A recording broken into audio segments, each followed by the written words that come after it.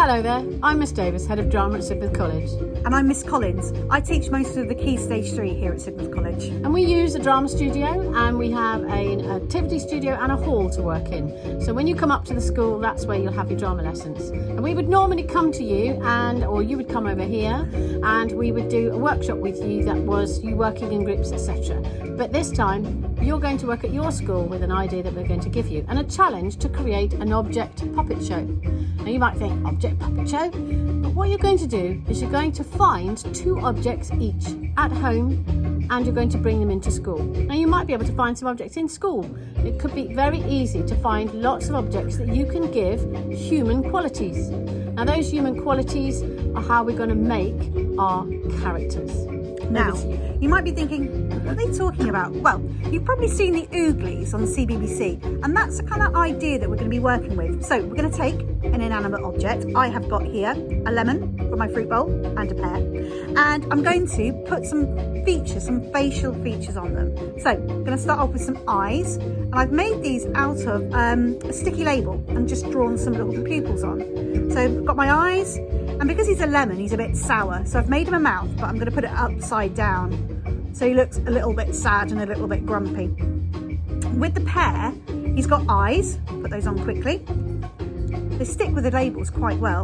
And he's going to have quite a smiley mouth. Oh, there he goes. And I've also made him some eyebrows. It just gives him a bit more expression.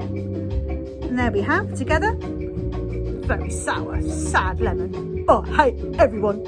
And a very happy, positive little pear. Now, Mrs. Davis has found something else in her cupboard at home. She's going to show you hers now. I've got 2 tins. I've got a large tin and a little tin. And I thought, how could they work together? Well, they could be mother and child. So what I've done is I've given mother some nice big eyes. So I've stuck the eyes on, and she's a very happy mother. So we're going to give her a nice happy mouth, all right? And she's very happy to be looking after her son or her daughter. You could make it a male or a female. But this little girl or this little boy, slightly wonky eyes and a little small little mouth. So he's got a very baby voice, and she's got a very motherly, caring voice, and they love each other very much. And the little boy will often snuggle up and give mummy a big kiss on the cheek. So you can see how you can make those objects relate to each other. And we're going to show you, you're going to decorate your fruit, and you could do that using blue tack, pens if you're able to do that. You could draw on the cans if you want to. Obviously, if it's something that's important at home, better not cover it in things that you can't remove. So using tape or blue tack, or using sticky labels. If you've got packets of sticky labels, those are great. Anything you can find, and school will no doubt have glue and Brit sticks and all those things you might need. Now, the idea is that you will bring those in. Do not decorate them at home. Wait till you get into school with them so that you can get ideas from other people about how you could do that. You can put moustaches on, you can put eyebrows on, and you'll see some of the ones now that we have actually created, and we've put them in together so they could have a scene together, and others are not. They're isolated and on our own. So I'm first of all going to show you something I found this morning, which as I was leaving my house, I thought, there's my sunglasses case, perfect as a character. So this has a little button for the fastener here, and I put the glasses on the character and a very straight mouth because he's quite a mean case. Alright, so that's one character that I've created today. Now I've got a pair of objects, and I've got this lovely little ballet shoe.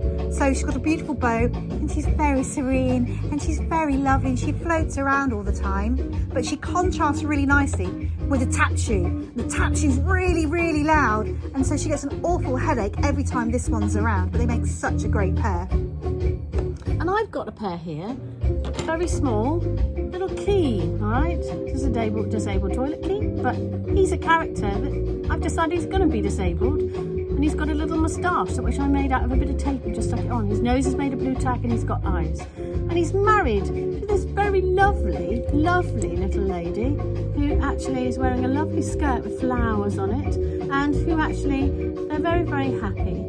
All right, they often go to the park and sit in the park, and then go to a cafe for afternoon tea. They're a very happy little couple.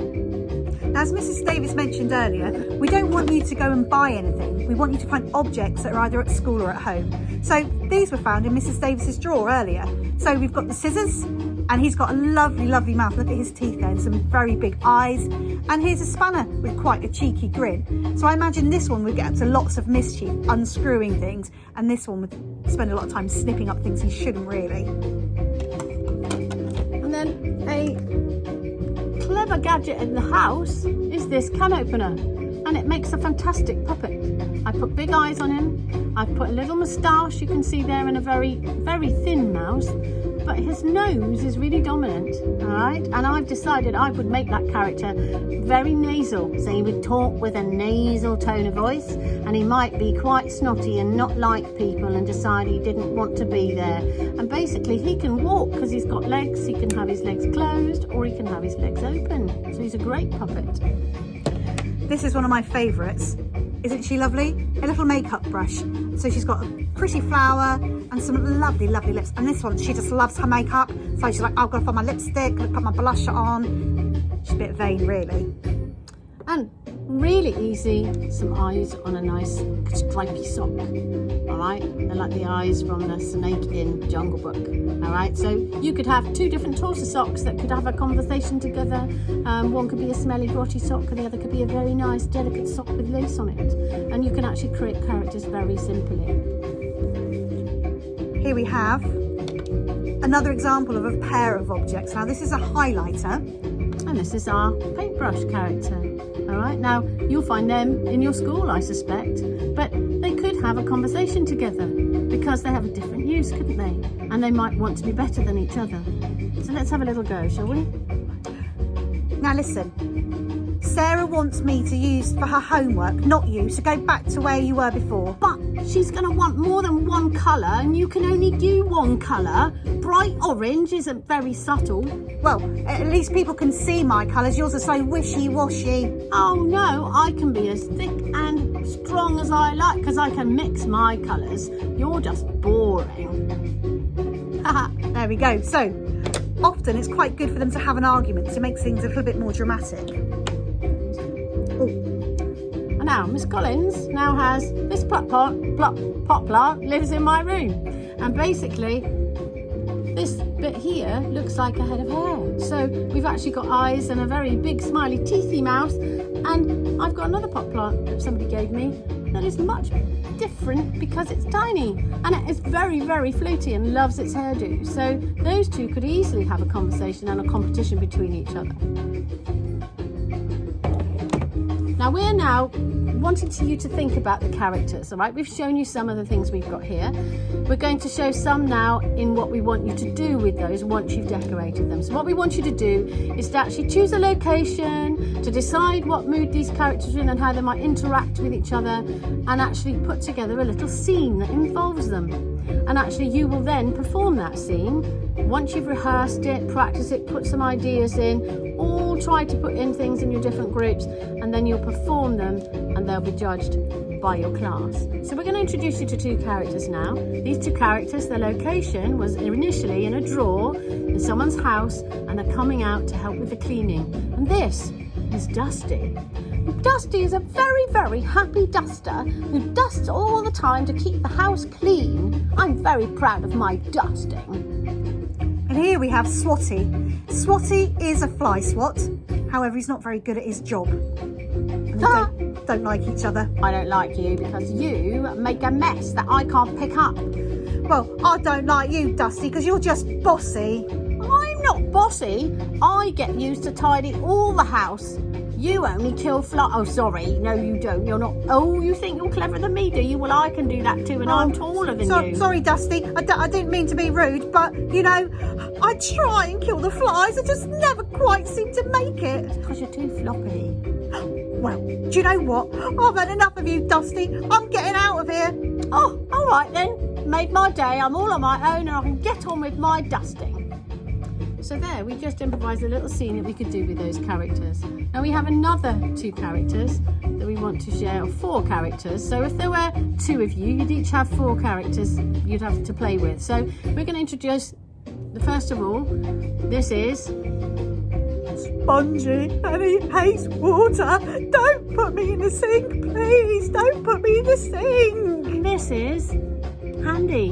All right, this is a plastic glove blown up and then a face painted on it just with a Sharpie. All right, so this character loves water. I love water.